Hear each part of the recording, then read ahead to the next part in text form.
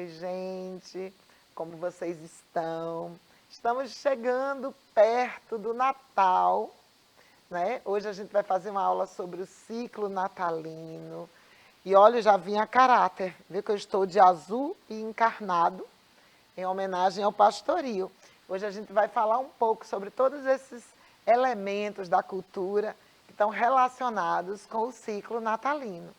E aqui, para fazer a interpretação das Libras, Raquel, embelezando a nossa aula. Bora começar? Olha, até o meu avatarzinho eu botei no pastoril, viu? Aí, ó, a Diana, de azul e vermelho. Bora lá?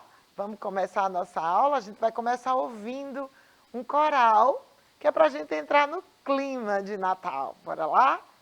O sino pequenino, sino de Belém, já nasceu Deus menino para o nosso bem. Paz na terra pede o sino alegre a cantar.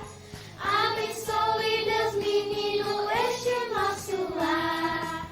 Hoje a noite é bela, juntos eu e ela, vamos à capela felizes a rezar. Ao soar o sino, sino pequenino, vai o Deus menino nos abençoar. Bate o sino pequenino, sino de Belém, já nasceu Deus menino para o nosso bem. Paz na terra pede o sino alegre a cantar. Abençoe Deus. Que peninha, tão gostosinho, né? É tão bonito coral, é uma coisa bem do Natal, né? E criança cantando é mais linda ainda. Bom, foi só para a gente ter, para aquecer um pouquinho a música. Bora lá? Bora agora para falar um pouquinho sobre a nossa cultura popular, os ciclos da cultura popular. E aí, devagarzinho a gente vai entrando aí no nosso conteúdo. Então, a cultura popular do Nordeste, em Pernambuco também, né, ela é formada em 3 ciclos, tá? Durante o ano, todas as manifestações da cultura popular, de uma forma ou de outra, elas vão se entrando aí dentro dessa organização, dessa classificação. Ou elas pertencem ao ciclo natalino, que é esse período agora, ou elas pertencem ao ciclo momesco, relacionados ao carnaval, ou ao ciclo junino. Basicamente, todas as manifestações da cultura popular, elas estão inseridas dentro desses ciclos de cultura. E a gente vai hoje falar sobre o ciclo natalino. Tá? O que é esse ciclo natalino? Né? Como é que ele se organiza? Vejam, oficialmente, o ciclo natalino ele começa no dia 24, do dia 24 ao dia 6, 24 de dezembro, véspera de Natal, ao dia 6 de janeiro, que é o dia de Reis, né? O dia oficial, onde se faz a queima da lapinha e se encerra o ciclo natalino. Normalmente ele se encerra no dia 6, mas ele começa um pouco antes. Na prática, ele começa um pouco antes, porque as pessoas começam a fazer os folguedos, né? Os pastoris, né, os cavalos marinhos. Agora, atualmente, essa coisa está tão misturada, né? Nem está mais só nesse período, né? Tem períodos do ano mesmo, fora do ciclo natalino, onde a gente pode ver manifestações de folguedos como o cavalo marinho, né? O mamulengo. Então, alguns folguedos são bem específicos, como o pastoril. O pastoril é bem específico, é muito difícil a gente ver pastoril fora do período do Natal, né? Porque o pastoril ele é muito específico. Na verdade, o pastoril ele é chamado de lapinha também, porque ele, na verdade, o pastoril ele é um presépio vivo, é uma manifestação que no início ela era mais teatral e fazia a representação do presépio. Depois, com o passar dos anos, porque o pastoril é uma manifestação muito antiga, tá? Ela veio de Portugal com os colonizadores. Ao longo dos anos, né, dos séculos, ela foi se modificando. Hoje ela é bem diferente de como ela era no passado, mas algumas coisas se mantêm, né? Então, hoje ele é menos teatral e está mais como uma dança, está mais música e dança. Tá? Então, a gente vai falar um pouquinho sobre essas manifestações do ciclo natalino, não só hoje, na aula de hoje, mas também na próxima aula. Na próxima aula a gente vai entrar um pouquinho mais nos folguedos, tá? E hoje a gente vai falar de uma forma mais geral sobre as representações do Natal, sobre o presépio, a lapinha, os outros símbolos do Natal, e a gente vai entrar um pouquinho mais nos folguedos na próxima aula. Então, hoje é só uma introdução. Vamos seguindo? Então, aí a gente vai ver agora, a gente vai fazer uma leitura de imagem, onde a gente vai analisar algumas obras artísticas antigas e atuais que trazem o Natal como tema, tá? O que é o Natal? Né? Parece uma pergunta boba, mas muita gente, hoje, com a comercialização, né, às vezes a gente esquece o que é o Natal. Mas o Natal é o nascimento de Jesus, né? Aquele que veio para ser o salvador da humanidade. E aí, isso é uma festividade de cunho religioso mesmo. É uma festa relacionada com o cristianismo, tá? Então, a gente vê aí, tem duas imagens nessa tela. Então, na primeira, né, à esquerda, vocês estão vendo a obra de um artista italiano do início do Renascimento, tá? Na verdade, ele está bem no comecinho do Renascimento, ele ainda tem características do período gótico.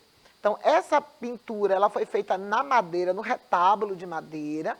Eu já tenho falado para vocês em outros momentos em aula que a tela, o quadro móvel, que a gente tira de um canto, bota no outro, tira de uma parede, bota no outro, ele só surgiu no Renascimento, mas não foi no começo do Renascimento, tá, gente? Foi mais para o final.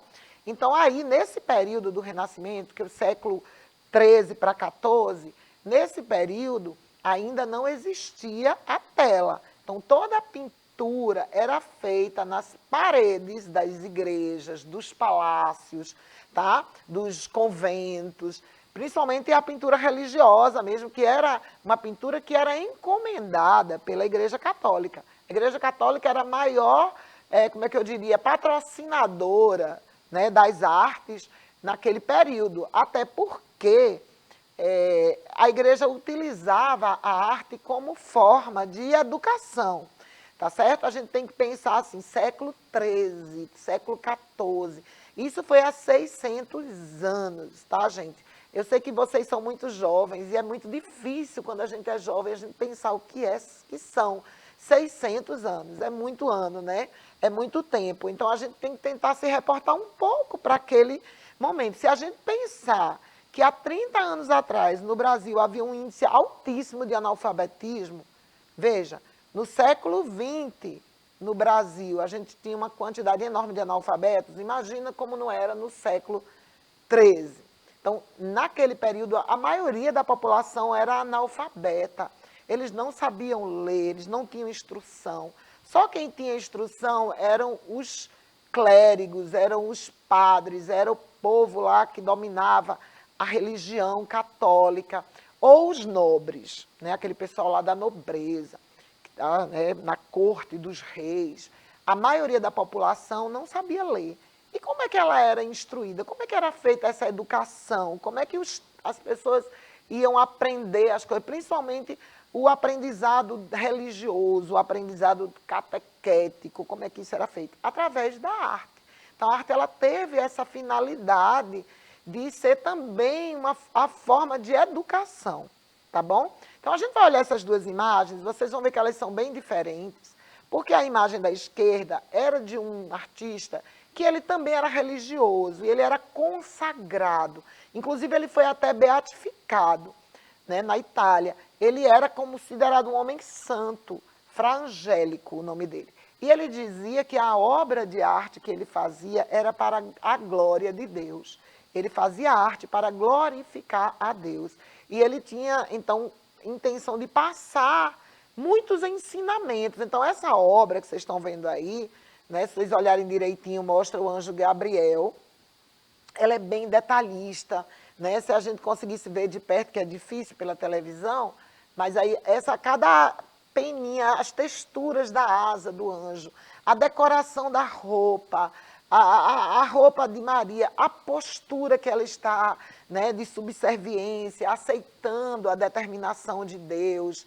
Né? Ali também tem a imagem do Espírito Santo numa pomba brilhante. Então, isso é um retábulo de madeira, que era também utilizado naquele período como parte do mobiliário da igreja. Eles também eram utilizados, esse mobiliário, esses retábulos eram como que janelas de madeira que eram pintadas por dentro. Então eram os retábulos. Essa pintura é feita num retábulo, tá? É uma pintura do período final da Idade Média, início da Idade Moderna, que é quando acontece o Renascimento. Do outro lado, uma pintura também do Renascimento, mas de um artista que não tinha nenhum compromisso com a religião, embora ele esteja pintando um tema religioso, ele certamente foi contratado pela igreja também para pintar um tema religioso. Mas vocês sabem, né, que os artistas, eles gostam de transgredir, eles às vezes gostam, né, de chocar, de chamar atenção. E mesmo ele sendo pago pela igreja para pintar, eles sempre gostam de provocar um pouquinho, né? Então esse artista, ele não tem aquela mesma ideia do Fra Angélico, ele se chama Sandro Botticelli, ele também é um artista do Renascimento, mas é uma obra bem diferente, ela já tem uma sensualidade. Sensualidade, gente, não tem a ver com sexo não, tá? Essa palavra está muito vulgarizada, e quando a gente fala sensualidade, a gente sempre remete na nossa cabeça para o sexo ou para a sexualidade. Não, sensualidade tem a ver com os nossos sentidos, tá? Com a nossa percepção. Então, mudem essa, ampliem, tá? Ampliem o conhecimento de vocês sobre esta palavra. A sensualidade está ligada aos sentidos, a capacidade de perceber, de sentir, tá bom? Então, sentir, perceber através dos sentidos, tá? É nesse sentido que que eu digo que ela tem uma sensualidade, ela apela para as cores, para as formas, para um movimento, né? Então, é uma obra bem diferente, se vocês olharem, vocês vão ver que é bem diferente da do Fra Angélico, que é uma obra mais contemplativa, mais estática. É como se todo o tempo tivesse parado. E na do Botticelli, ao contrário, ela tem movimento, ela tem uma dinâmica, tá bom? Vamos ver mais um pouquinho. Agora a gente vai ver 3 obras do período posterior ao Renascimento, que é o período chamado de Barroco. Esse período, ele é mais sensual mesmo, aí nesse sentido do sensório, dos sentidos, ele apela para os sentidos. Então, são cores muito vibrantes, o movimento, todas as figuras estão em movimento, há uma dramaticidade, né, bem diferente do Renascimento mesmo, clássico, mais clássico, onde há uma postura mais contemplativa das figuras. Vocês estão vendo aí, né, 3 imagens, todas são do Barroco, né? Tem uma que é a do meio, que é de um artista grego, que ele trabalhava na Espanha, e o nome dele era meio complicado, ele foi apelidado de O Grego, ou El Greco em espanhol. A outra é do Caravaggio, Michelangelo Caravaggio, que é um artista italiano incrível, né? Ele é um dos artistas mais respeitados, vocês já ouviram falar dele, porque eu sempre trago obras desse artista em outros momentos, tá? Então, ele é um artista barroco, vocês observam a obra da direita mais vermelha, que todas as figuras estão em movimento, é como se elas estivessem dialogando, então há toda uma diferença. Vocês estão vendo aí que são representações do nascimento de Jesus, né? São representações, são cenas, né, do nascimento mesmo. O de Caravaggio se chama A Natividade, ou o Nascimento, então está mostrando ali o momento em que Maria estava dando à luz, então tem toda uma dramaticidade. O outro, o do meio, que é do El Greco, é A Adoração dos Pastores, então mostrando aquele momento em que os pastores vieram adorar o menino, e vocês estão vendo que ela tem uma parte aérea, né? Então as figuras são meio fantasmagóricas, meio esbranquiçadas, como se tivesse uma luz meio etérea. Então ele vai apelar um pouco mesmo para toda essa percepção da gente. Ele vai tentar trazer aí também uma certa espiritualidade para a cena. E a outra imagem do Zurbarán, né? Ela mostra 2 níveis também, como se houvesse aí uma luta espiritual entre o céu e a terra. Então, são elementos dramáticos típicos do período barroco. E é importante a gente conhecer, para a gente ver, para a gente entender a arte, né? Como cada momento da arte é diferente, como cada período, a forma de representar o mundo, né, de cada época é diferente. Tá? Vamos ver agora duas obras do nosso, mais próximas de nós. Né? Então, vocês estão vendo aí, essas obras são do século XX, né? Uma mais do meio do século XX, outra mais próxima de nós. Então, a obra da direita, que tem do Portinari, então é uma obra moderna. Vocês estão vendo ali que ele simplificou. Essa é uma característica da arte moderna. Ele simplificou. Ele colocou apenas a figura do menino Jesus e um boi e um cavalo, que são elementos que estão presentes no presépio, na representação do presépio. E o que ele quis dizer com isso? Por que será que ele trouxe apenas esses três elementos para uma representação do nascimento de Jesus? Porque ele tirou o pai, a mãe de Jesus, os reis magos, né? Ele deixou o menino ali sozinho, com dois animais. O que ele quer dizer com isso? O que vocês acham? Né? A gente pode fazer várias suposições, a gente pode levantar várias hipóteses. Né? Eu, por exemplo, eu penso que ele quis trazer a questão da inocência, né? Da pureza, de ver o mundo, né, como os animais completamente inocentes, né? Livres do pecado, né? Porque Maria, né, concebeu Jesus sem pecado, a partir, né, da ação do Espírito Santo. É isso que nos conta, né, a história bíblica.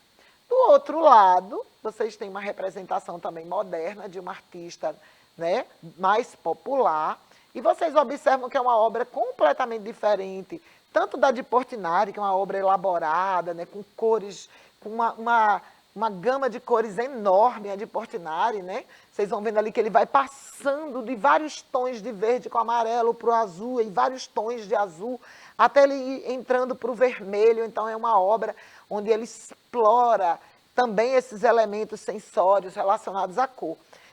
Na outra obra, é uma obra mais simples, né? Todo mundo está pintado assim, meio amarelo, a cor nem é uma cor que a gente diria assim, realista, como vocês chamam, né? Que não é a forma melhor de falar, a gente teria que falar assim, mais naturalista, no sentido de que se aproxime mais do natural.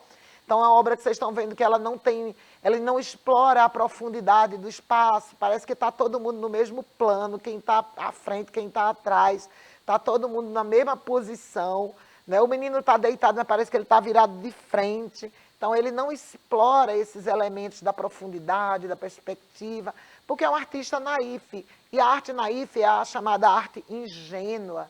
Ela não tem, o artista ele é autodidata, ele não tem esse domínio da técnica, mas ele tem talento e é uma obra belíssima e tem tanto valor quanto uma obra mais elaborada, mais cerebral, né, mais pensada, mais elaborada, como é o caso da obra do Portinari. Tá bom? Vamos seguindo. E aí, mais duas obras naif, agora não mais da representação do nascimento de Jesus, mas dos nossos folguedos do ciclo natalino. Vocês estão vendo aí duas representações do pastoril. O pastoril, como eu falei, é um presépio vivo, era uma dança que era teatralizada e tinha a intenção de representar o nascimento de Jesus em movimento, utilizando da dança e da música. Então, por isso eu trouxe também a imagem do pastoril como uma forma de representação do nascimento de Jesus, só que de uma forma mais ampla. Aí vocês estão vendo duas imagens do pastoril, todas as duas também são artistas naif, aquele mesmo tipo de artista que eu falei, que é autodidata, que não tem um domínio técnico. Você vê que é uma coisa mais simples, mais parecidas com as imagens que vocês fazem, que vocês desenham, que vocês pintam, né? Porque isso também é arte, né? Às vezes vocês dizem, não sei desenhar, professora, não sei desenhar, porque você desenha dessa forma, um pouco parecido com isso aí. E isso é belíssimo, e vocês sabem desenhar e sabem construir qualquer imagem que vocês queiram, a partir da sua própria experiência, né, e percepção do mundo. E esses artistas fazem isso, eles não têm domínio de muitas técnicas, né, mas isso não impede que eles façam obras tão expressivas, tão belas, quanto essas que a gente viu aí. Vamos seguir? Aqui a gente está vendo uma xilogravura do nosso, né, querido e tão respeitado, né, no mundo das artes, o nosso J. Borges, que é um xilogravador pernambucano, lá de Bezerros. E aí ele representando também o presépio, representando o nascimento de Jesus. E eu vou concluindo essa leitura de imagens com o presépio de J. Borges, porque agora eu quero falar um pouquinho sobre essa representação que é o presépio, que é parte da nossa cultura, principalmente no Nordeste do Brasil, que é uma herança que foi trazida pelos portugueses, que foi quem trouxe a religião cristã para o Brasil, né? Quando vieram, quando nos encontraram aqui, né? Que a gente não pode falar em descobrimento, a gente tem que falar no encontro, porque esse país já existia, não enquanto país, não enquanto a nação que a gente conhece hoje, mas existiam pessoas que viviam aqui e que houve esse encontro, né, dos portugueses com os povos originários e depois vieram também, né, trazidos os povos de África, que aí foram as grandes culturas que formaram a nossa cultura brasileira, que hoje também sofre outras influências de outros povos, principalmente agora, né, com a globalização, com a internet, que a gente está todo mundo meio que numa diversidade bem grande. Vamos lá, vamos falar um pouquinho do presépio. Reza a lenda, né, que essa tradição do presépio surgiu com São Francisco, lá na Itália, no século XIII, que naquela história que eu falei, de catequizar as pessoas que não sabiam ler, ele tinha dificuldade para contar as histórias, e aí ele resolveu teatralizar essas histórias, montando presépios vivos, e depois, como ele não tinha gente à disposição dele o tempo todo para fazer o teatro, ele começou a fazer os bonecos de barro, e a partir daí ele criou os presépios. Conta a lenda também, ou os livros de história, as pesquisas, os registros, que o primeiro presépio no Brasil foi feito aqui em Pernambuco, em Olinda, pelo religioso Gaspar de Santo Agostinho. Tá bom? Vamos ver um pouquinho esses presépios. Antes da gente ver os presépios, vamos falar rapidinho de todos os símbolos do Natal, são muitos. O presépio é um deles, né? Mas a gente tem essas representações aí, as bolinhas de Natal, a árvore de Natal, que também é um símbolo natalino que veio da Europa, né? Diz que surgiu essa ideia, essa tradição da árvore de Natal na Alemanha, né? Já o presépio surgiu na Itália, né? A tradição de dar presentes, dizem, surgiu na França. Então, é uma herança europeia, né? Então, as velas, os presentes, né? A estrela, né? O azevinho, que é uma planta que tem na região norte. Então, essa tradição da comemoração do Natal, ela surgiu lá no hemisfério norte, e por conta disso a gente ainda usa muito essa coisa da neve, do frio, né, do algodão, dos floquinhos de neve, mas que não tem nada a ver com o nosso clima, né? Mas é porque é uma tradição, é algo que veio, que foi trazido e que foi incorporado à nossa cultura. Voltando aí para o nosso presépio, aí tem duas representações, o presépio lá da Igreja do Carmo, em Olinda, dizem que é o maior presépio do Brasil, né? Vocês estão vendo ali na imagem mais alta, e aqui um presépio feito de mármore, de marfim, se eu não me engano. Então, são várias formas de se fazer presépio. E a lapinha, que é uma coisa maior, é como se fosse uma maquete bem grande, onde se coloca o presépio. Então, essa tradição existe muito no Nordeste, principalmente no interior do Nordeste, é mais comum no interior, também muito comum na Ilha da Madeira e nos Açores, todos esses lugares que foram colonizados pelos portugueses. Então, a gente conseguiu essas imagens, coisa linda, né? Uma montanha, um jardim enorme que serve como abrigo para um presépio. Isso é a lapinha. Normalmente ele é desmontado no dia 6 de janeiro e se faz uma queima simbólica, né, desse material como uma forma de finalizar o ciclo natalino. Vamos ver um pastoril um pouquinho? Oh, minha linda borboleta, que vives no meu jardim, responde, oh, linda borboleta, o que achas de mim? É uma pena que a gente não tem material Commons, então é bem rapidinho. Vamos dar uma olhadinha em alguns presépios que eu trouxe para vocês, como uma sugestão para vocês fazerem na escola de vocês, na casa de vocês, resgatar esse símbolo tão importante da nossa cultura, né? Então, aí vocês estão vendo presépios artesanais feitos em miniatura, ó, um presépio feito numa lata de sardinha. Não sei se vocês se dá para ver bem, eu acho que dá. Tem um presépio feito dentro de um açucareiro. O outro é numa semente, eu acho que é uma semente de pau-brasil, não tenho certeza que semente é essa. É bem pequenininho. Aquele outro feito numa concha com pérolas e conchas. Vê que coisa linda, gente. Outro símbolo do Natal que eu trouxe também alternativo, formas alternativas de se criar uma árvore de Natal. Quem não tem dinheiro para comprar uma árvore ou não quer, também não tem espaço para botar uma árvore de Natal grande, pode explorar essas ideias. Veja que coisa bonita, aquela árvore ali feita com ripas de madeira. Ela é quase que bidimensional, ela é tridimensional porque ela não está desenhada, né? Ela tem a madeira mesmo. Mas está bem plana, né?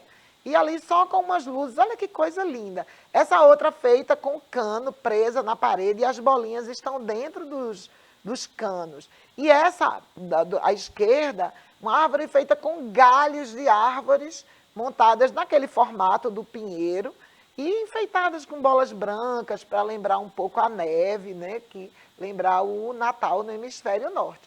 Vamos ver aqui, agora eu trouxe essa outra sugestão, que aí, ó, árvores desenhadas na parede. Veja aquela ali com fita, acho que dá para fazer aquilo com fita isolante. Vê que coisa linda e simples. O desenho da árvore feita na parede e depois só preso umas bolinhas. Ficou uma coisa linda. Esse ano eu resolvi que eu vou fazer minha árvore assim. Não quero aquele trambolho enorme. Eu vou fazer uma coisa como essa aí, bem simples, na parede. Ali são objetos colados no formato triangular, formando a árvore de Natal, e a outra também são umas ripas de madeira, fininhas, brancas, e as bolinhas construindo aí a árvore de Natal. Muito simples, muito bonito, né? E bem barato, né? Uma coisa que dá para qualquer um fazer. Então, eu trouxe aí como atividade, como proposta de atividade para vocês fazerem uma pesquisa dos símbolos do Natal, e pesquisar também tutoriais de como fazer você mesmo pequenos objetos decorativos para decorar a sua casa, para presentear os amigos. Então, na internet, no YouTube, vocês encontram tutoriais de cartões de Natal, às vezes com aqueles pop-ups. Tem como fazer árvores de Natal utilizando material reciclável. Tem uma infinidade de materiais na internet como um todo, não só no YouTube. No YouTube tem bastante material que vocês podem explorar, tá? Para construir uma árvore para enfeitar a sua mesa de Natal, para enfeitar a sua casa, para enfeitar a sua escola, sua sala de aula. Então, eu acho que é uma coisa bem legal essa ideia do fazer, né? A gente construir as coisas com as nossas próprias mãos. É bem interessante essa ideia. E eu acho que fazer um presente para dar para alguém, melhor do que comprar. A gente precisa sair um pouco dessa coisa consumista, de tudo compra. Eu acho que a gente pode fazer coisas.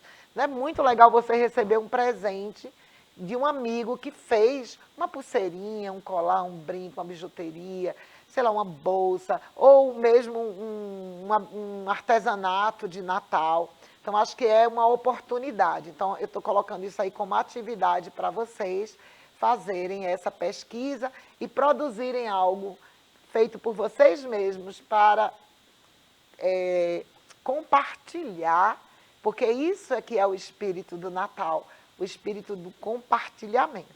Então, assim, eu me despeço de vocês com essa imagem, aí estou dando tchauzinho aí, eu olho a de Diana, que linda, eu também, eu estou aqui de azul e encarnado, e na próxima aula a gente vai falar mais sobre o pastoril e sobre o cavalo marinho e outros folguedos de Natal.